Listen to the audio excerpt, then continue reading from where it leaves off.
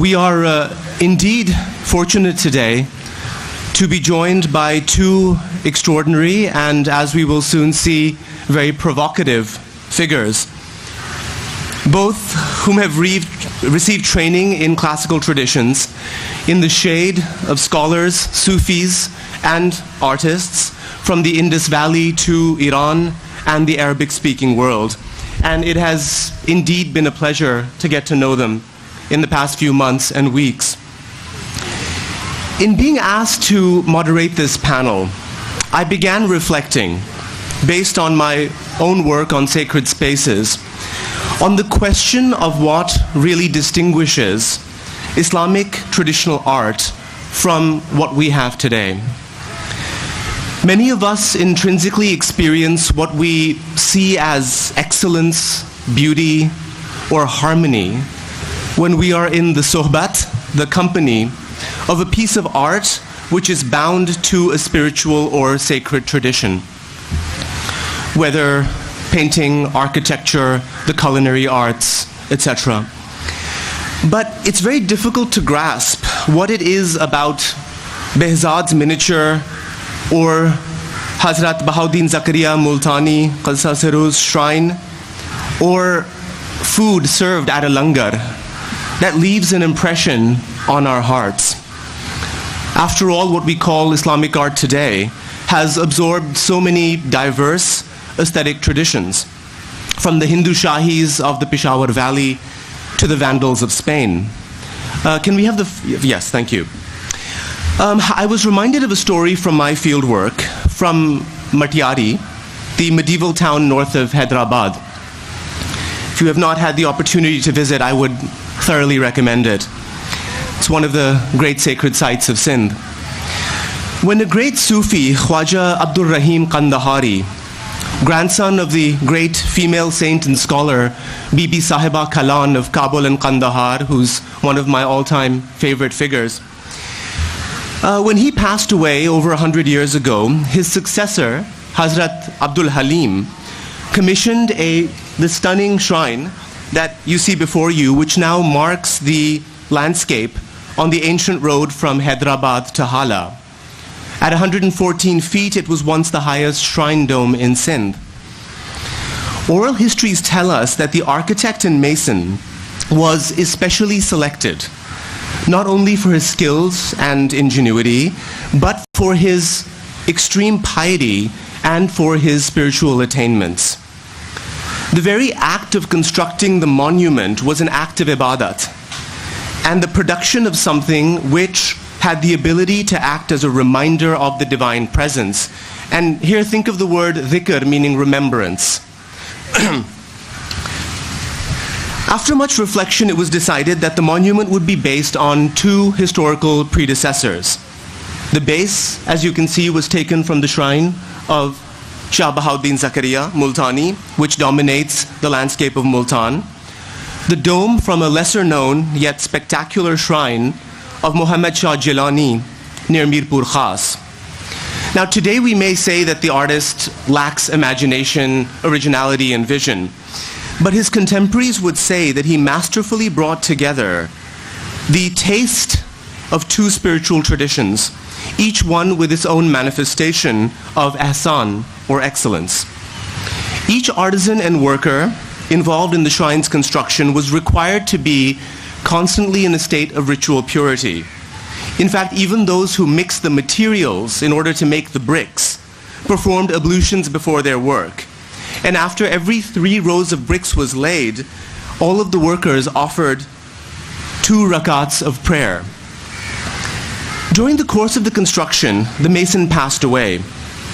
The Sufi sheikh who presided over the shrine immediately ordered the construction be halted. There was no other artisan at the time who embodied the virtues of the deceased artisan. So the shrine remained half finished for the next century. Then in 2014, the Khalifas at the shrine received a sign that it was time, that the work needed to proceed. And then, as they relate, miraculously an artist crossed their path who possessed the very inner qualities that were necessary for working on this sacred land. Now, whether one is trained in art history or not, there's no denying what is being produced is awe-inspiring. This is all modern work. Modern, now I'm using in a slightly facetious sense. Hale hazir. What this small example demonstrates is that a person's spiritual attainments are intimately tied to artistic production. The outer workmanship is a direct reflection of the inner spiritual state of the artist and her or his harmony with the divine and its creation, just as the physical artwork represents the higher metaphysical realities.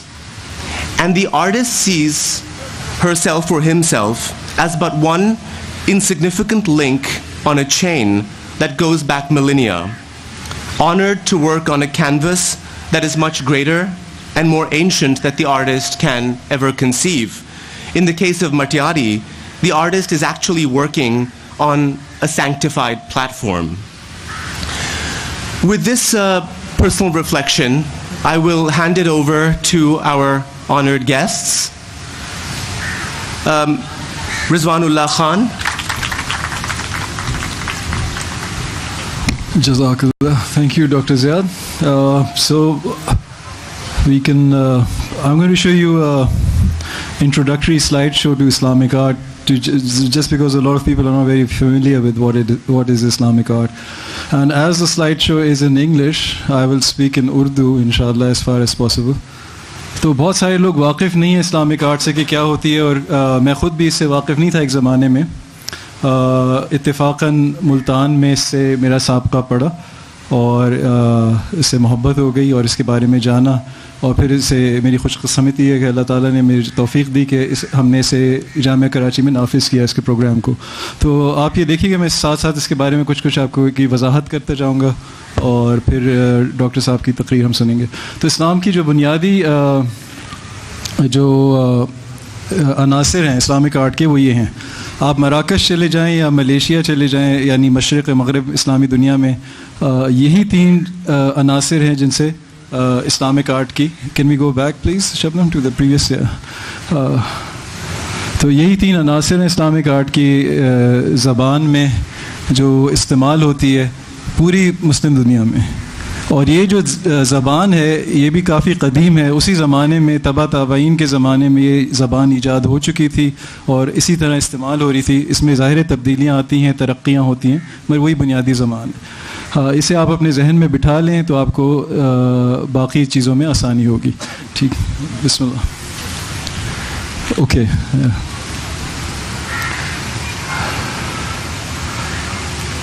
سو روایتی art جو روایت پہ مبنی ہے اس کی بنیاد روایت پر ہے، جدت پہ نہیں ہے. تو جو روایت ہے، جو ہماری تہذیب ہے، اس میں جو ازلی حق ہیں ان کی نمائندگی کی جاتی ہے، اور جدت کی اور انفرادیت کی اور ترقی کی طرف اتنا رجحان نہیں ہوتا. مگر کوشش یہ ہوتی ہے کہ حسن و خوبصورتی سے ہماری روایت جو ہے اس کی عکاسی کی جائے. ٹھیک ہے. سو I'll try and go fast. تو یہ خطاطی ہے، سے آپ لوگ سب سے زیادہ واقف ہیں اسلامک آرٹس میں، خوبصورت تحریر میں لکھنا. اوکے. تو خطاطی سب سے مشہور ہے ان تینوں میں. پھر ہے نقاشی جو آپ نے دیکھی تھی، اور اس کے بعد ہے ہندسے کی آرٹ یا زخرفہ ہندسیہ، جیومیٹرک آرٹ. یہ تین عناصر جو ہیں، سب سے پہلے میں آپ کو کچھ خطاطی کے متعلق تصاویر دکھانا چاہ رہا ہوں جس سے آپ قدر واقف ہیں. خطاطی میں بھی بہت زیادہ معنویت ہے ہمارے یہاں. ہماری روایت میں یہ صرف خوبصورت لکھائی نہیں ہوتی. جو سیاہی ہے وہ عالم ممکنات کو ظاہر کرتی ہے، اور جو حروف وجود میں آتے ہیں پھر وہ عالم موجودات کو ظاہر کرتے ہیں. تو اس میں بہت زیادہ میٹا فزکس انوالوڈ ہے. بہت زیادہ میٹا فزکس اس میں آپ کو سمجھنا پڑتا ہے، اور اس کی مدد سے آپ کی سمجھ میں آتا ہے. تو صرف نری خوبصورت تحریر نہیں ہے یہ، اس کے پیچھے بہت معنویت ہوتی ہے.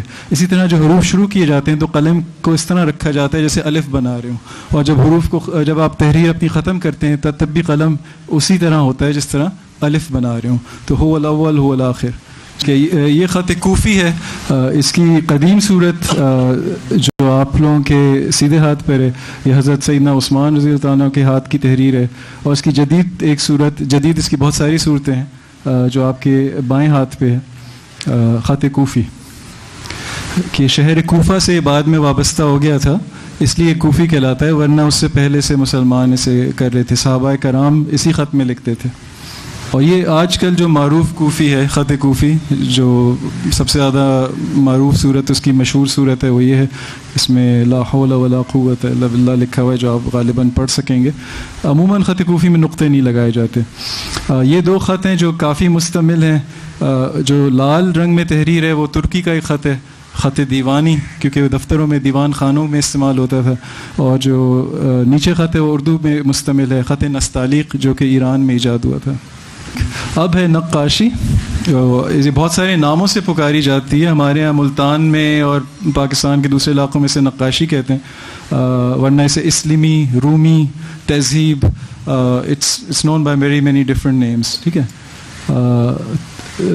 عرف عام میں کراچی میں لوگ اسے بیل بوٹے، نقش و نگار، مختلف ناموں سے اسے جانتے ہیں. اور اس کی روایت خاص طور پہ مشرقی مسلم دنیا میں بہت زیادہ ہے، ہماری مغربی مسلم دنیا میں بھی پائی جاتی ہے. تو اس کی بھی اپنی زبان ہوتی ہے، اس کی اپنی معنویت ہوتی ہے، اس میں مخصوص چالیں ہوتی ہیں، جس طرح سے جو پیٹرن ہے، جو طرح ہے، اسے کو بڑھایا جاتا ہے. اور ان چالوں کے پیچھے بھی جو پرانے استاد ہیں وہ معنویت یا اسماء حسنہ یہ چیزیں بتاتے ہیں. اور عموماً بعض دفعہ اکیلی بھی آپ کو یہ منفرد بھی ملتی ہیں، خطاطی، نقاشی اور ہندسہ، اور اکثر ان کا ملاپ بھی ہوتا ہے، جس طرح خطاطی اور نقاشی یا جیومیٹری اور نقاشی. تو اکثر نقاشی زیادہ ہوتی ہے عمارت کے اندر کی طرف، مسجدوں میں اندر کی طرف. جب آپ مسجد کے اندر داخل ہوتے ہیں تو وہ اس چیز کی نشاندہی کرتی ہے. ٹھیک ہے. اور یہ ایک روایت بھی ہے کہ ایک صحابی نے ایک آرٹسٹ کو یہی مشورہ دیا تھا کہ تم بیل بوٹے بناؤ. پھر جیومیٹری، جو کہ میں سکھاتا ہوں، اس لیے مجھے اس کی کچھ زیادہ آپ کو سلائیڈز نظر آئیں گی. تو جیسے اس میں کہا گیا ہے کہ مسلم دنیا میں سب سے زیادہ کسی بھی شعبے کے، کسی بھی دنیا کے مختلف تہذیبوں کے مقابلے میں ہندسے کو سب سے زیادہ ہم نے استعمال کیا آرٹ میں. اور یہ اس کی ایک انفرادیت جو اسلامک آرٹ کی، لوگ اکثر اسے جیومیٹری کے ساتھ وابستہ کرتے ہیں. تو اس کی بنیاد آپ دیکھ سکتے ہیں کہ ہندسے پہ ہے، فن ہندسہ.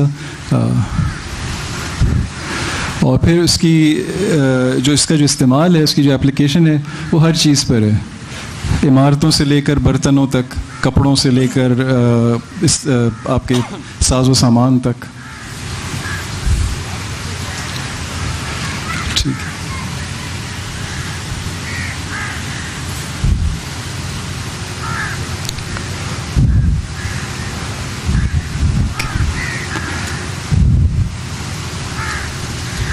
سو اس میں آپ دیکھ سکتے ہیں کتنی بہت اچھی طرح ایک ہی تصویر میں کہ جو برتن ہیں، جو کشن گدے ہیں، اور جو دیوار ہے، اور جو فرش ہے، سب کے سب پہ اسی زبان سے، اسی ہماری اسلامک آرٹ کی زبان سے اس کو سجایا گیا، اس کو آرائش کی گئی ہے.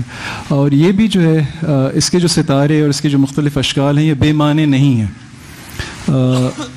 اور ایک چھوٹی سی بات معنویت کی میں کر جاؤں کہ انگریزی میں کہتے ہیں سمبولزم. اس میں ایک سمبل ہوتا ہے، ایک سائن ہوتا ہے جو دوسرے کے لیے اس کی جگہ پہ آتا ہے، it stands for some thing.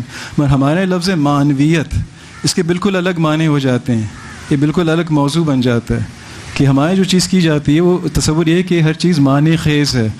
شیخ ابن الحبیب کا شعر ہے، انما الکون معان قائمۃ بالصور.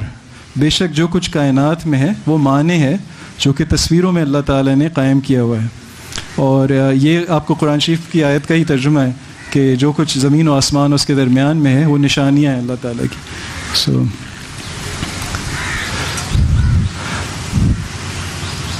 ٹھیک. تو اس والی پہ واپس جائیں گے، پچھلی والی پہ. تو ہندسے کی اور بھی معنی ہیں. ایک یہ ہے کہ جیومیٹرک آرٹ جتنی بھی ہو پیچیدہ، وہ ایک ہی مرکز سے نکلتی ہے اور اسی میں سمٹ جاتی ہے. और अमली तौर पे जो भी ज्योमेट्री सीखता है उसे पता है जो इस स्लाइड में बताया गया है कि तमाम की तमाम ये जो फ़न है, अगर आपको इसे एक नुक्ते में समझना है तो ये है कि दायरा और चौरस या चौकोर, the circle and the square, इन्हीं का खेल है, इसी से सारी ज्योमेट्रिक आर्ट जो है वो बनी है और निकली है. Thank you very much for this superb introduction to the vocabulary of Islamic art. You made several, I would say, teasing allusions to the metaphysical meaning of the various forms that you've introduced. And I think we could all benefit from spending some more time in your presence, perhaps to better understand the way in which this vocabulary actually acts upon our souls and upon the mystical physiology of the human being. Dr. Francisco Lewis is entitled Speaking of Yusuf, the Redemptive Dimension of Islamic Art. Despair is this pernicious, bittersweet poison that kills the very core of our being by throwing us into the dark abyss of hopelessness, while whispering into our hearts the false comfort of being the supposed victim, innocent victim of God's cruel and unjust neglect. It seems that in our day and age, much of the Muslim world has ingurgitated this... Sorry? Can you get closer to the mic, possibly? There are a few people. Okay, all right. So I'm not used to technology.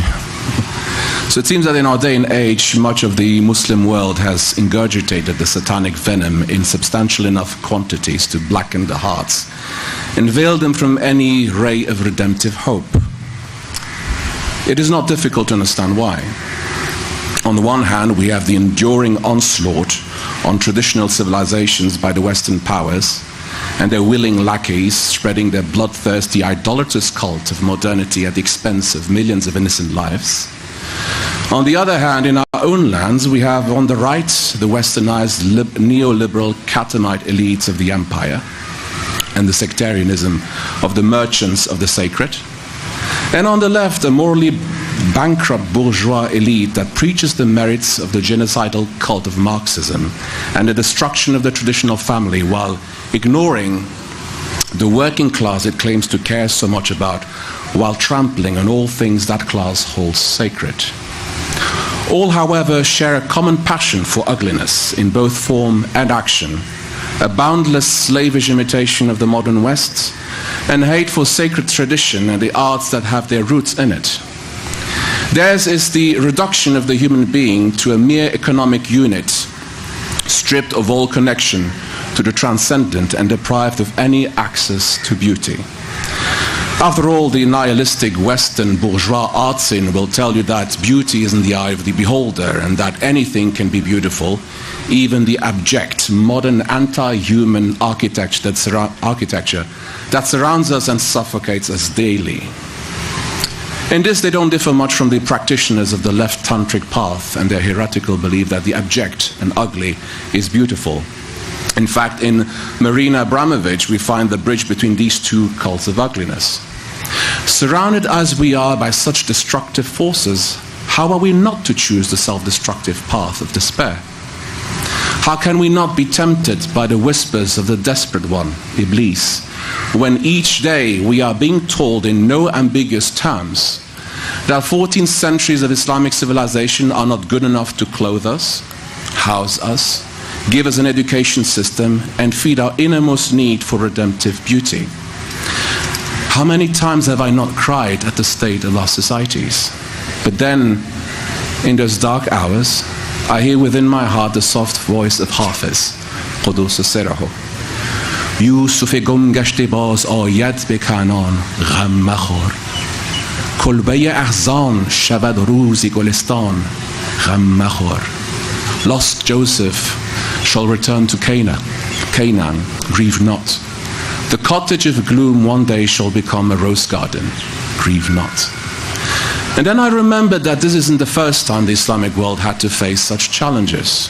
The rivers of blood shed by the Crusaders, And the hurricane of naked destruction of the Mongols should remind us that the spirit behind these lines of Hafiz have enabled us to recover from such ordeals by quenching the thirst of our hearts with the only thing that can heal them from tragedy and despair: beauty.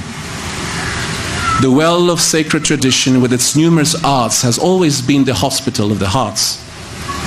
Early on, the great luminaries of the Islamic sapiental tradition, such as Muhammad Zakaria al-Razi, Abu Nasr al-Farabi, and Abu Ali al-Hussein ibn Sina, emphasized the importance of the use of the arts in the treatment of mental illnesses. Even to this day in Iran, therapists often prescribe the practice of Islamic calligraphy to their patients suffering from depression. This should come as no surprise, coming from a sacred tradition that often endearingly calls His Majesty, the beloved of Allah, Muhammad al-Mustafa sallallahu alayhi wa alayhi, the physician of our souls, Tabib al-Nufusina. It is often said that Islamic thinkers have not written much about beauty and the arts. The statement is only superficially true and is quickly proven untrue when one takes into account certain factors. First of all, much of the philosophy behind the practice of Islamic art is still transmitted sine be sine, from chest to chest, from master to disciple, and thus remained out of reach of the non-initiated, as it should be. There's also another crucial factor to keep in mind, and here I need to thank Sheikh Hamza Yusuf for having made this point in one of his lectures. According to the famous hadith of Jibreel alayhi salam, the deen is divided in 3 levels that have to be simultaneously practiced. Islam, the submission of the body and its actions to the celestial order. Iman, the acceptance by the intellect of the divine truth. And Ihsan, the beautification of the soul through loving adoration. The term Ihsan is derived from the Arabic word hasana, to be good, to be beautiful, and refers to the notion of excellence and perfection. It refers more precisely to the inner spiritual dimensions of Islam represented by its various schools of wisdom, such as Sufism, among other. Thus, it can be stated that aesthetics is not a branch of Islamic philosophy. Rather, Islam's spiritual traditions and its artistic traditions are branches of its aesthetic dimension known as Ihsan. Beauty and the arts are therefore not a footnote in the narrative of Islam. They are at its very core, alongside its sapiential and spiritual traditions. Or as the axiom I give my students says, if it's not beautiful, it's not Islamic. In the Islamic tradition, beauty is not in the eye of the beholder. Rather, it is the ability to perceive beauty that is in the eye of the beholder. As one of Allah subhanahu wa ta'ala's attributes, beauty is an objective reality that does not require us in order to exist. It is the aql, the intellect, not to be confused with reason, that is capable of perceiving beauty, and this relation between the aql and beauty is a persistent one in the Islamic tradition. In the Quran, we see the relation best manifested in the person of Hazrat Yusuf alayhi salam. At the archetypical level, as highlighted by many great thinkers, Yusuf is the theophanic manifestation of Allah subhanahu wa ta'ala's beauty. The structural analysis of the surah named after him demonstrates that he's also linked to the notion of ta'wil, that is, the esoteric interpretative process that uncovers the hidden meanings of the exoteric or outer religion. As an interpreter of dreams, Yusuf knows how to connect the outward signifier and the inner signified. Ta'wil itself is an activity of the aql, of the intellect, and so it can be stated that Yusuf is not only the theophanic manifestation of the veil of beauty, but also of the esoteric function of the aql. The jealousy of Yusuf's brothers stems from their inability to humble themselves before these 2 characteristics of their younger brother. It should be noted that Levi, who's also my ancestor, who saves his life, represents the exoteric aspect of the deen, while Judah represents kingship or socio-political authority. Disaster befalls the house of Jacob the day the brothers decide to get rid of Yusuf. Drought afflicts Canaan. Jacob loses his eyesight from crying profusely, and the brothers are described in the biblical version of the narrative as lacking any direction. Yusuf, on the other hand, thrives in Egypt due to his ability to establish order and justice, thanks precisely to his gift of ta'wil. In the Islamic tradition, beauty brings order where there was chaos, and this can be clearly seen in its predilection for the use of the universal language of mathematics to express itself. And this use, in turn, is linked to esoteric doctrines regarding the numerical value of the letters of the Quran, as well as astronomy. Islamic art at the microcosmic level reflects the celestial order at the macrocosmic level. It is only when the brothers repent and bow to Yusuf that their own archetypical function, alluded to by them being referred to as stars, is fully restored. In other words, it is only by submitting themselves to beauty and the esoteric aspects of the intellect that Levi, the exoteric outer aspect of the deen, and Judah, the socio-political authority, are restored to their heavenly ordained function. As Muslim societies, we have thrown Yusuf in the well of our desire to please the modern narrative of satanic rebellion against heaven, leaving our own Levi and Judah without purpose and direction, and inviting disaster upon ourselves by trying to get rid of the very thing that gave us life.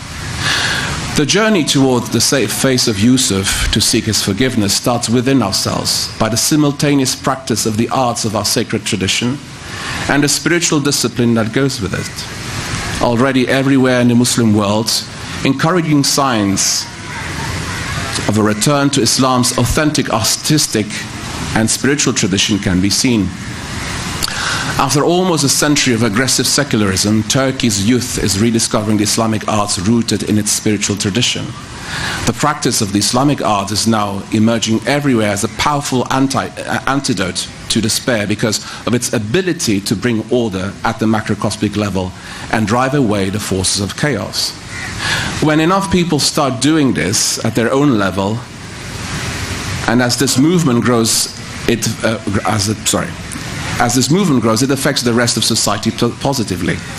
More and more, we see citizens, most often young ones, take the initiative of renovating and embellishing their neighborhoods using traditional Islamic arts in an innovative way, often without having to rely on the state.